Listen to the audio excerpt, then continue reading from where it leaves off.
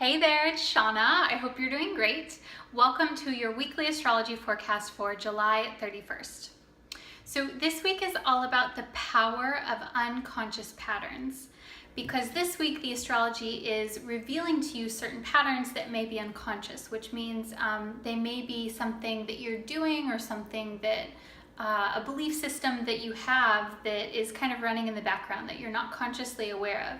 And so this week is a great week to have something like that illuminated so that you can respond to life in a more skillful and harmonious way.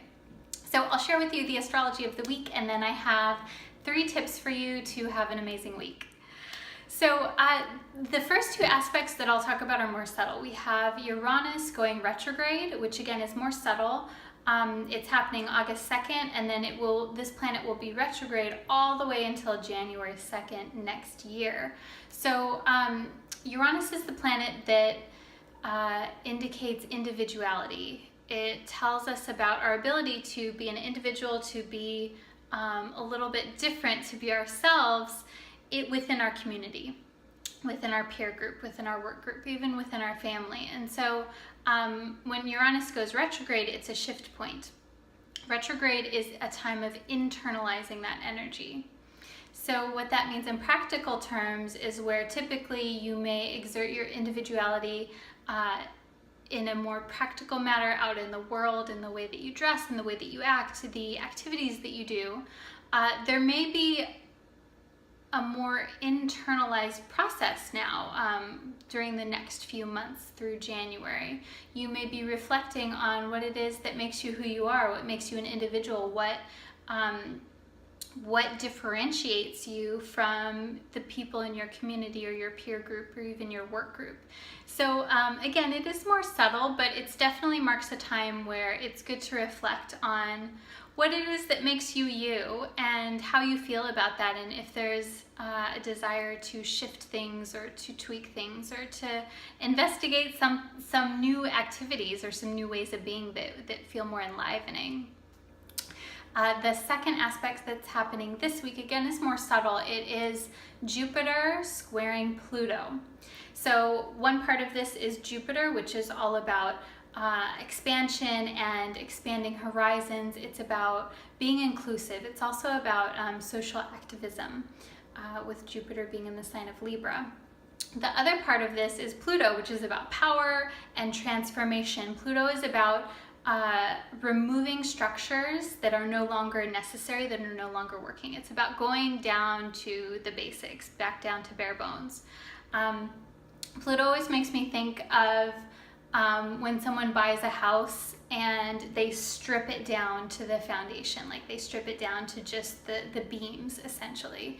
And so when these two come together, there's this certain element of these energies coming together in a way that is unavoidable because it's a square. So Jupiter is belief systems. It's also expanding your horizons and learning about new things. And so when Pluto comes in, there's a need to totally transform the way that it is that you do that.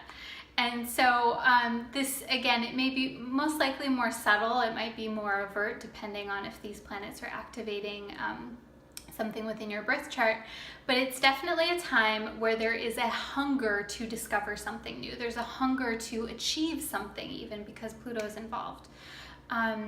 So I would really, and I'll give you some tips on how to work with this energy, but it's a time where power dynamics may be in play, where you want to achieve a sense of power, or where other people are trying to put their sense of power onto you.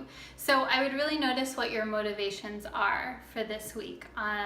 What is driving you? That's a good question for this aspect. What is it that motivates you? What is it that drives you? And then last but not least, the most influential aspect that's happening this week is we have a full moon lunar eclipse in the sign of Aquarius. And so a lunar eclipse is basically like a big reset button. It gives us opportunities to see something that is that's been unconscious or that we've been unaware of, whether that is a behavior pattern or a way of being or even an actual situation in life. It lets us see that clearly, and it lets us, again, kind of do like a reset on it. So This is in the sign of Aquarius. Aquarius is about the community. It's about humanitarian efforts. And Aquarius always asks the question, what can I do to help? What can I do to make the world a better place? Aquarius also asks the questions, how can I be an individual and still be a part of my community? So how can I not be a sheep in the crowd? How can I not get lost? But how can I not be an outcast at the same time? And so these kinds of issues may come up with this eclipse being in the sign of Aquarius. The lunar eclipse is exact on Monday, August 7th, so it's a little bit outside of this week, but we're really going to feel the energy building this week. So Monday, August 7th at 11:11 a.m. Pacific time. It's exact at 6:11 p.m. Universal time. And then Australian Eastern time, it's exact actually on Tuesday, August 8th at 4:11 a.m. Australian Eastern time. So let's dig into some questions or some tips to help you really use this energy, because again, it's going to be a very dynamic week with this eclipse. We're going to feel a certain sense of something shifting, and it may feel a bit uncertain. So what I want you to do this week, number one, is to question your motives this week. And I say that because with this week being all about unconscious patterns, when we're just like going through life and we're operating kind of like on autopilot a lot of the times, there's this tendency to get stuck in not really being aware of what it is that's motivating you to do something. So this is something you could do some journaling about, or just keep in mind throughout the week is, why are you doing what you're doing? Like really? And I would ask yourself this question maybe even several times with a certain situation. Like, are you doing something because you want to make someone else happy? Why are you doing that? Because you like to make other people happy, because it makes you feel important, because then you feel valued, etc. And so like it kind of becomes like this thread that we can unravel. So that's tip number one, to question your motives this week. Tip number two, super important also, is to return to your self-care practices. This is especially important when we have an eclipse. This is actually really essential through the whole month of August, because things will feel a certain level of uncertain and a little bit unstable, because when we reset something, it feels like things are changing. And so it's really great. It's a good resource to you to return to whatever self-care practices you have.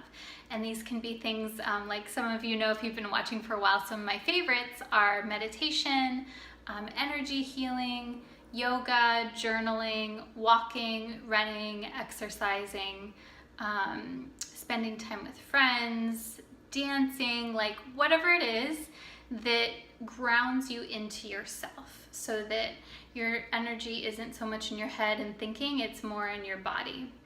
That's going to help you this week.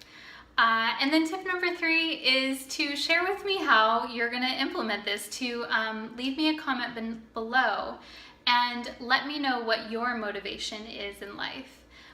What is it that's motivating you at this point in your life? Is it, again, it can be like more dramatic, or it can be very simple, but I just want to hear from you, because that's going to help you to solidify this energy into your life, and hopefully get you thinking about things a little bit. So leave me a comment below, let me know what is your motivation in life right now.